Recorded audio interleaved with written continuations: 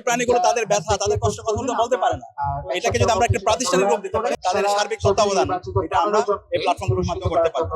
আমাদের এই অবলা প্রাণীগুলো ক্যাম্পাসে যেখানেই থাকুক সেগুলোর নিরাপত্তা ইনশিওর করা, তাদের ভ্যাকসিনেশনের ব্যবস্থা করা, এটা যেন সবসময় চলতে থাকে সেটার জন্য আমরা একটা প্ল্যাটফর্ম ইতিমধ্যে তৈরি করেছি। এই প্রাণীগুলোর প্রতি আমাদের একটা দায়িত্ববোধ আছে, তাদের প্রতি আমাদের মমত্ববোধ আছে, ভালোবাসার প্রতিচ্ছবি হিসাবে আজকের এই কার্নিভাল আমরা ইতিমধ্যে একটা প্রাতিষ্ঠানিক রূপ দিয়েছি। ডাকসুর কার্যনির্বাহী সদস্য আনাস ইবনে মুনির, পরিবেশ স্বাস্থ্য সম্পাদক আব্দুল আল মিনহাজ নেতৃত্বে একটা কমিটি হয়েছে। একই সাথে কেয়ার ডিও নামে একটা প্ল্যাটফর্ম আমরা করেছি। তো এটা শুধুমাত্র একদিনের জন্য না, আমাদের এই অবলা প্রাণীগুলো ক্যাম্পাসে যেখানেই থাকুক সেগুলোর নিরাপত্তা ইনশিওর করা, তাদের ভ্যাকসিনেশনের ব্যবস্থা করা, তাদের ফুডের ব্যবস্থা করা এবং এটা যেন সবসময় চলতে থাকে সেটার জন্য আমরা একটা প্ল্যাটফর্ম ইতিমধ্যে তৈরি করেছি। এবং এই ধরনের কার্নিভালগুলো আমরা রেগুলার করতে থাকবো এবং এটার মাধ্যমে আমরা একটা সচেতনতা তৈরি করতে চাই। এই প্রাণীগুলোর প্রতি আমাদের একটা দায়িত্ববোধ আছে, তাদের প্রতি আমাদের মমত্ববোধ আছে। তো সেই মমত্ববোধ, সেই দায়িত্ববোধ এবং সেই ভালোবাসার প্রতিচ্ছবি হিসাবে আজকের এই কার্নিভাল।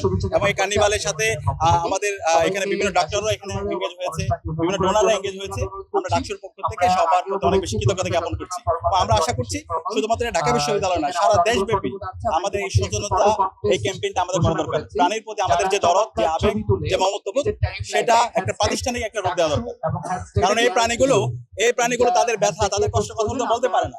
এটাকে যদি আমরা একটা প্রাতিষ্ঠানিক রূপ দিতে পারি, তাহলে এই প্রাণীগুলো তাদের নিরাপত্তা ইনশিওর করা এবং তাদের সার্বিক তত্ত্বাবধান এটা আমরা এই প্ল্যাটফর্মগুলোর মাধ্যমে করতে পারবো। আমরা আমাদের জায়গায়